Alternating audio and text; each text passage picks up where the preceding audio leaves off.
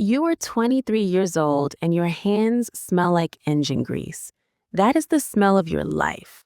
Grease and the faint chemical bite of brake fluid, and the particular exhaustion of a man who earns just enough to stay exactly where he is. The garage on Calle Miradores has been your world for 4 years. You wake at 6, you work until the light is gone, you go home to the two-room apartment you share with your younger brother, Tomas, who is 16 and wants to be an engineer. You eat, you sleep, you do it again. It is not a good life, but it is yours and yours alone, and that feels like something worth protecting.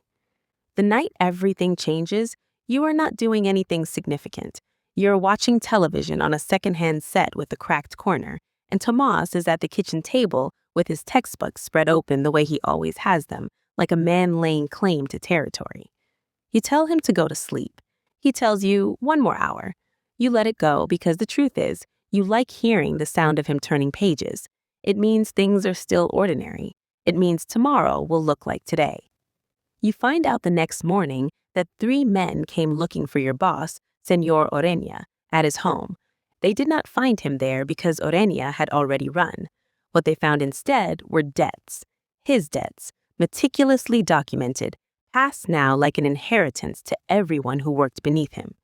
You do not fully understand this at first. You think it is a collection problem, a money problem, the kind of thing that gets sorted between men with more power than you and does not reach down to mechanics. You understand it better 2 days later when a white SUV parks in front of the garage and a man named Cortez steps out wearing a shirt pressed so cleanly it looks surgical. He does not threaten you. He does not have to. He simply tells you that Orenia borrowed $60,000 from people who do not write off debts, and that you, along with the 2 other men who worked in the garage, are now considered assets against that balance.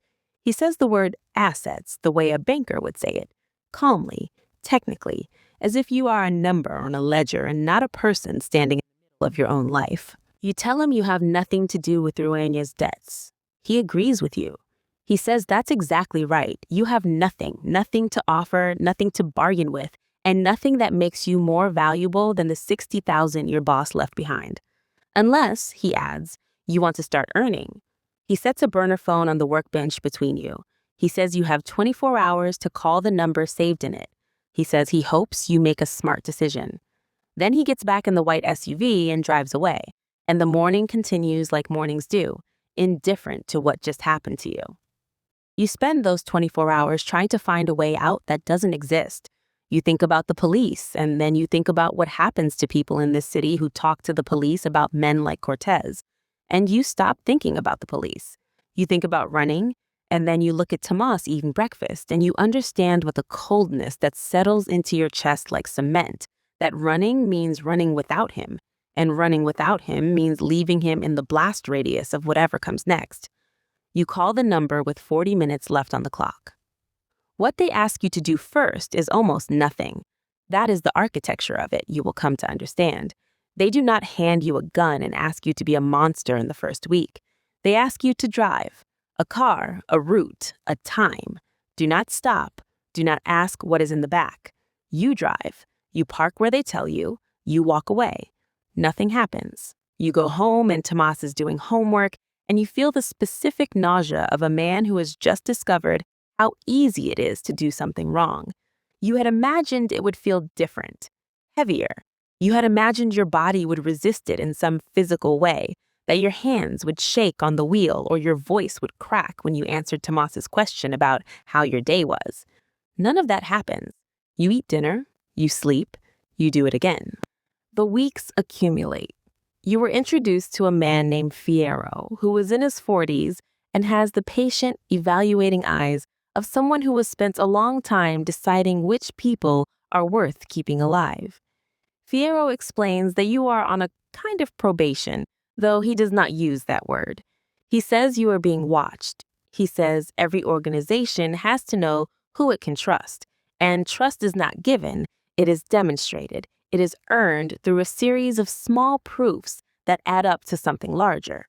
You nod. You understand completely. You understand that you are being shaped, that the small tasks are not really about the tasks at all. They are about teaching you to perform compliance, to suppress the reflex of conscience, to become someone who does what is asked without the friction of hesitation. You are good at it. That is the terrible thing. You are very, very good at it. 3 months in, they ask you to be present for something, not to do anything, just to stand in a room and bear witness. A man who owed money and tried to disappear has been found.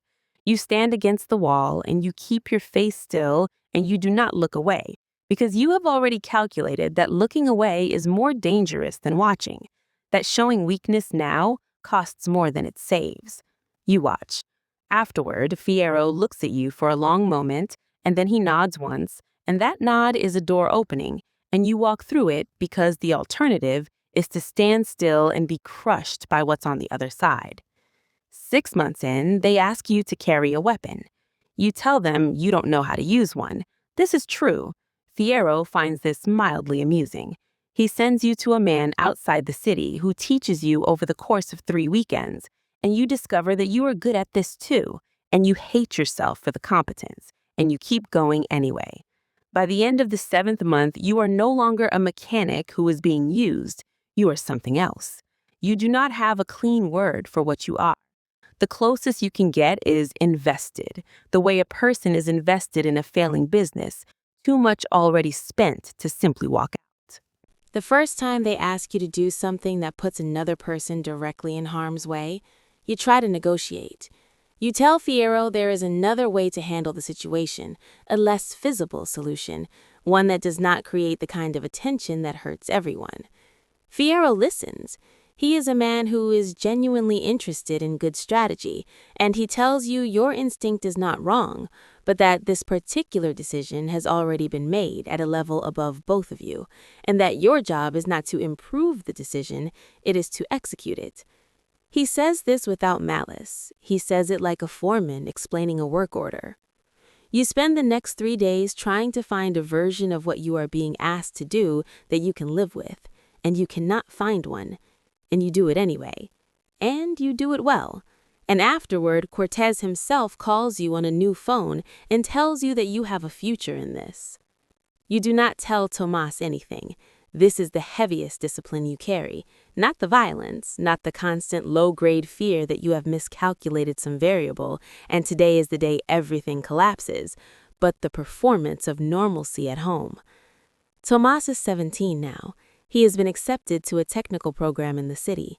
He needs money for the first semester's fees, and you give it to him without explaining where it came from, and he takes it without asking, because he trusts you completely. And that trust sits in your chest like a wound that never closes. Fierro begins giving you operational responsibility. You are managing 2 other men now, coordinating movement through a corridor of the city that the organization controls. You understand with a clarity that surprises you that you are good at this, not because you are ruthless, but because you are precise. You think about risk the way you used to think about engine problems, systematically, without panic, tracing causes forward to consequences and backward to origins.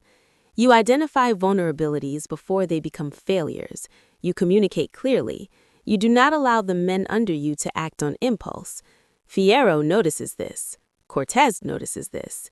You are being elevated, and elevation in this world is not a reward. It is a trap. Every step up is a step deeper in, another layer of complicity, another proof that you cannot simply be released back into the world of ordinary men because you carry too much now, know too much, have done too much. The loyalty test, when it finally comes, arrives not as a dramatic confrontation, but as a quiet instruction delivered in the middle of an otherwise unremarkable Tuesday. Fierro tells you there is a man inside the operation who has been talking to investigators. He tells you they know who it is. He tells you that you will handle it. He says you specifically, not someone below you, not a team, you alone, because this is the proof they need, because this is the line between a man who works for the organization and a man the organization can trust without reservation.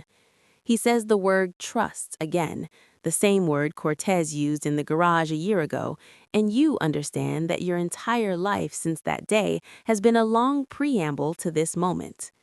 You ask for 48 hours to plan. Fierro gives you 24. You spend those hours doing something Fierro does not expect. You find out everything you can about the man you have been told to handle. His name is Ramos. He is 31. He has a daughter. He started talking to investigators not because he is brave, but because they have something on him, leverage, the same lever that moved you, a person he loves who is now at risk. You sit with this information in a parked car at 2 in the morning, and you feel the full weight of what the world has made of you, this awful symmetry, a man being sent to destroy another man for the same reason both of them entered the same machinery. You make a decision, not the one Fierro is expecting, but not the one that gets you killed either. You are precise, you are strategic, you construct something that satisfies the surface requirements. Ramos disappears, the leak stops, the organization is satisfied, without the outcome they assumed you would deliver. It costs you nearly everything you have saved. It costs you 3 days of work and a cold calculation about which of the men below you can be trusted to keep a secret that would get all of you killed. It is not a moral victory. It is the smallest possible deviation from the worst possible outcome. And you are not certain it was even the right choice, only that it was the only one you could locate inside yourself at 2 in the morning in a parked car. Fierro tells you afterward that you handled it cleanly. He says the organization is pleased. He says your position is secure. He says these things, and you nod, and your face is still. And you think about Ramos's daughter growing up with a father who is gone and not dead, somewhere, and you think about Tomas taking his exams this week in a clean shirt you bought him with dirty money. And you hold both of those things in your chest at the same time, and you breathe through it. You are 24 years old, and your hands no longer smell like engine grease. They smell like nothing at all, which is worse, because nothing is what you have learned to become when you need to. Empty, deliberate, functional. You drive home through streets you now know in a way that ordinary people do not know streets, in terms of sight lines and exit routes, and the particular silence that precedes danger. You park in front of your building. You sit for a moment before going inside. Tomas will be home. He will ask about your day. You will say it was fine. He will tell you about a problem he is working on, something structural, something that requires precision and patience and an understanding of the forces acting on a given point. You will listen. You will eat dinner. You will watch him turn pages at the kitchen table.